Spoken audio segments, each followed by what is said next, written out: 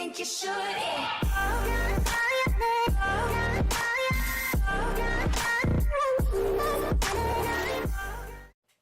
I guess really quick in the beginning of the video, I'd like to apologize for not having this video out any sooner, meaning yesterday on Saturday at the time of me recording this, because yesterday I wasn't really feeling the greatest and I didn't feel like getting out of bed to record and watch the episodes for respectively My Hero Academia and Persona 5, because both newest episodes came out yesterday.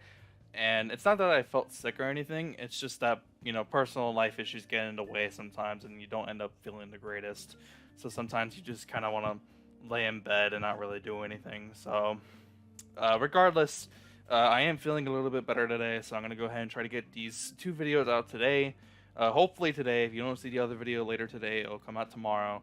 But today we're going to be talking about My Hero Academia Season 3 Episode 4, or Episode 42, I believe. So anyways, the episode starts off in the beginning before the intro with a little bit of exposition about Kota, the little kid who's there at the camp, at the training camp, that I guess we're kind of supposed to care about.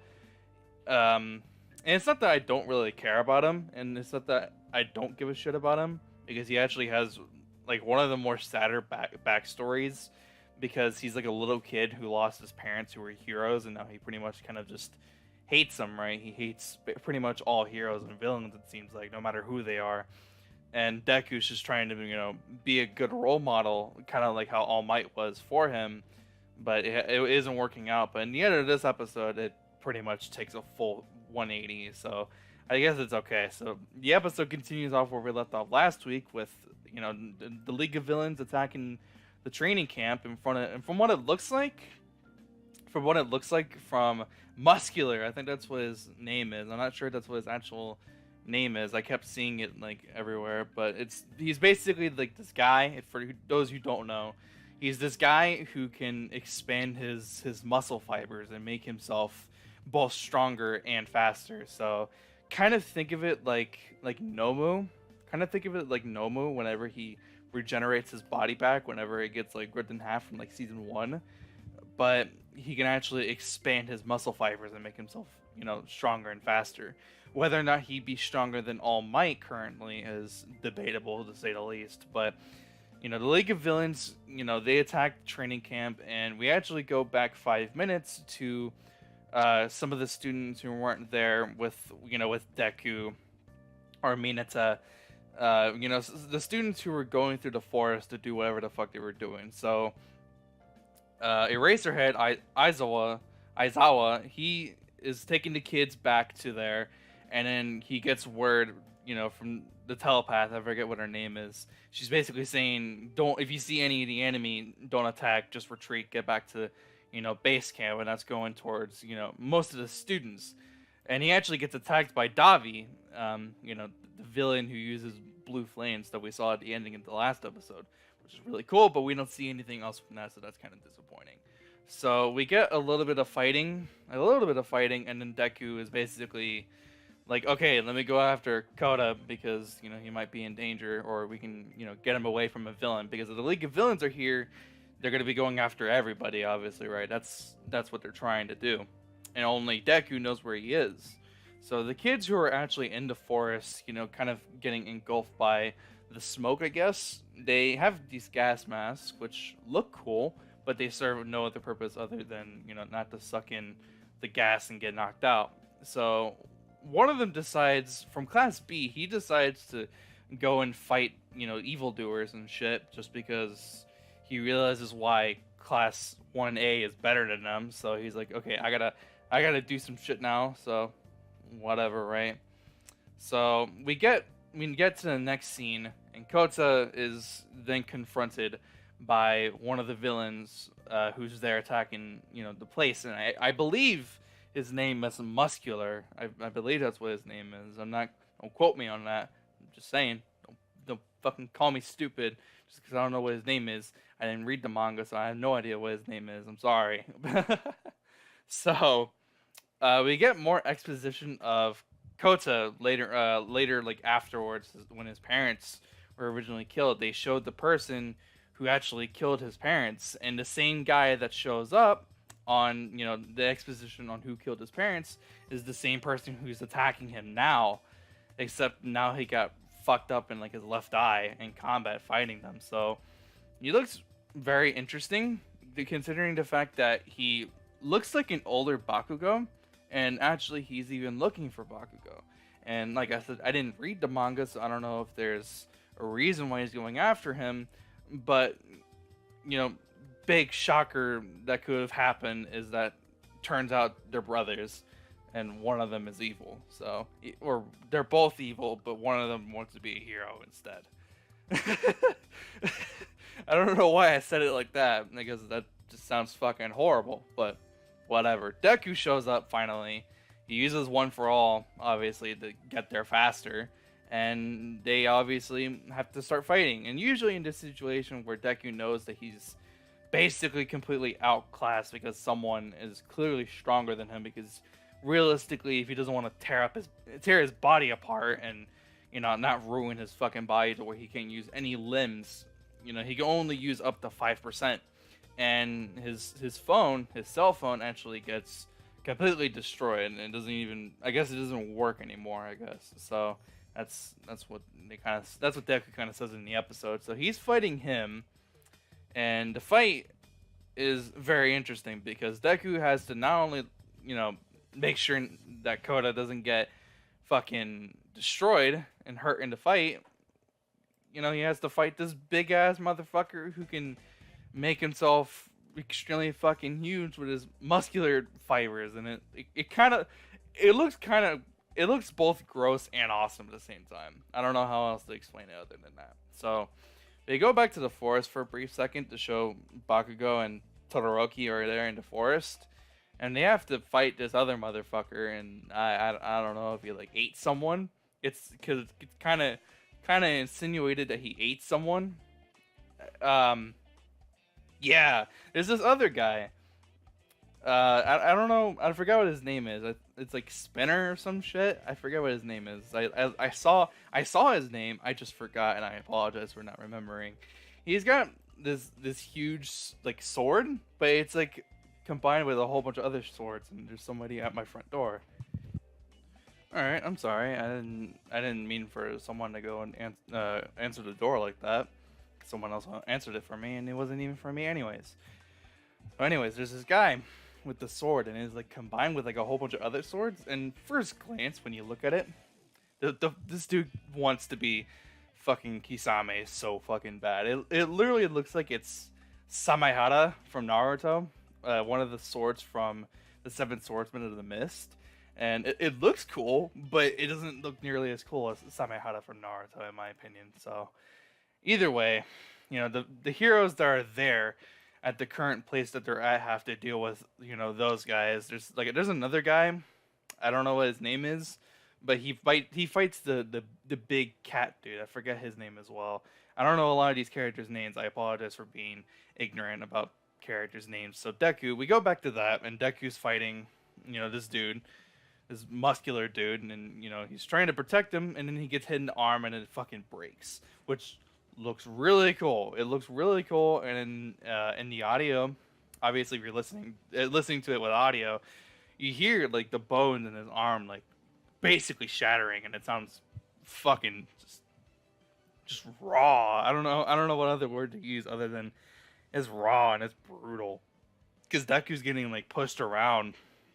Because at this point, this guy is just toying with him, and he's basically just playing around with him because he knows that he actually has to keep him alive. Because for some reason he has to keep Deku alive and bring him back for some reason. So Deku, realizing that he's basically kind of like pushed back at this point, he needs to save this. He needs to save this kid, and then he goes after him because Kota decides to throw a rock at him, which was hilarious for some reason.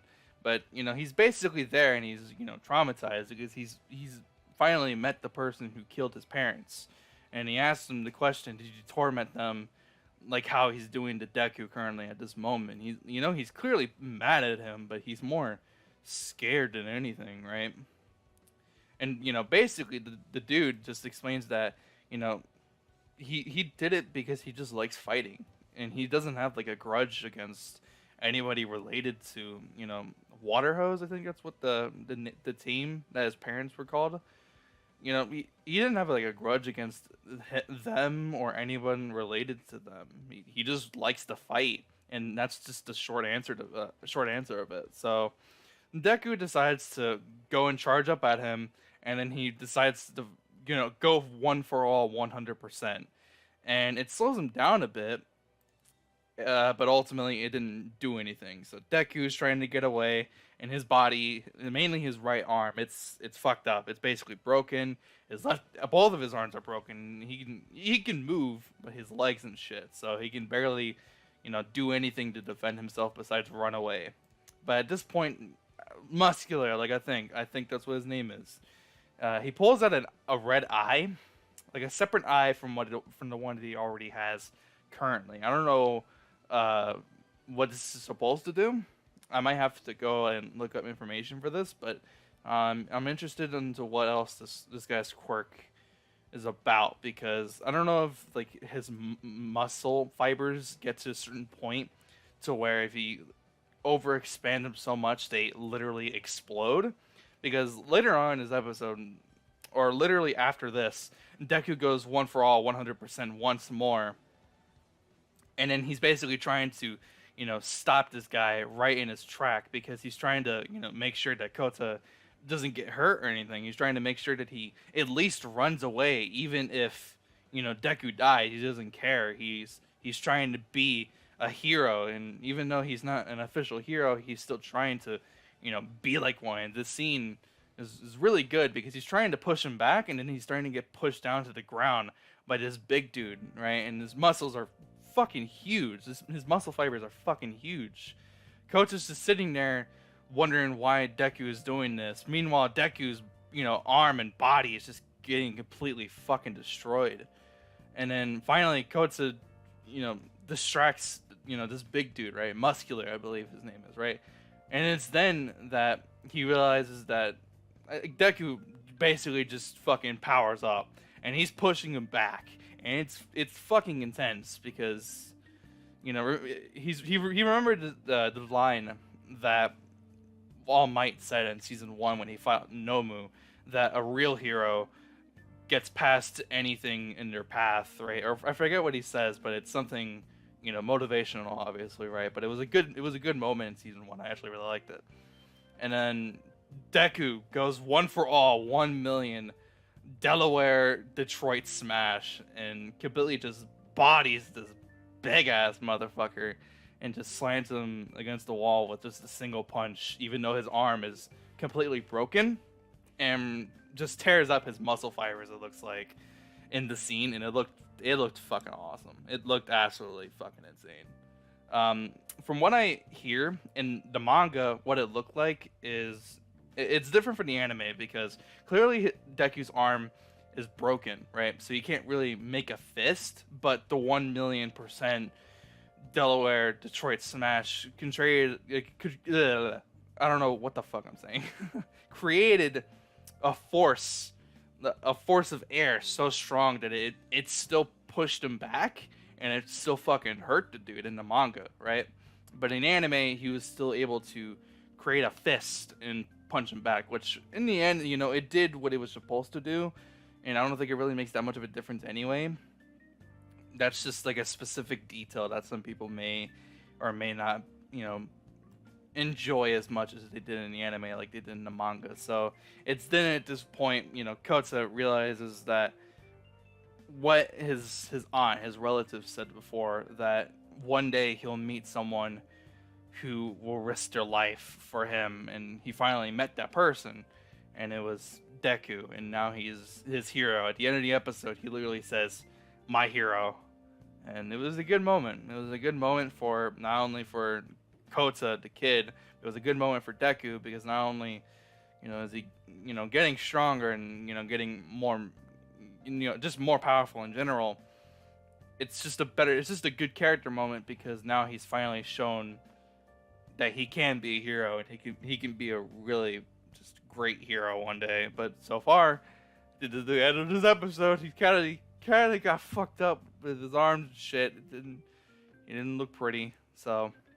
that is basically the end of the episode. The preview, it shows that Deku is taking Kota back to, kind of like the main like camp place, like where the building is at, and we have to deal with the other villains, obviously, right? So I don't know what the hell Deku's gonna do for the rest of this arc, but I feel like he might still do something because this is the main character, so he's gonna have to do something, right? So, anyways, that's pretty much the end of the episode. I really don't have anything else to add on top of the episode other than, it looked good. The episode looked really fucking good. The music, I felt like it a couple of times, especially at the finale of the episode. There was one track that everybody fucking knows that I kind of thought would have fit maybe a little bit better, but they didn't use it. And the music was still good, don't get me wrong.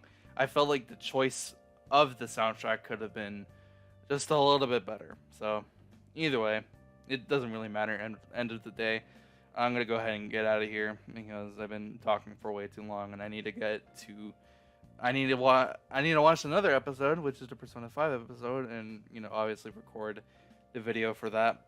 I kind of want to talk about something else, maybe like a theory video. I just voice cracked. Something different on the channel that I don't normally do.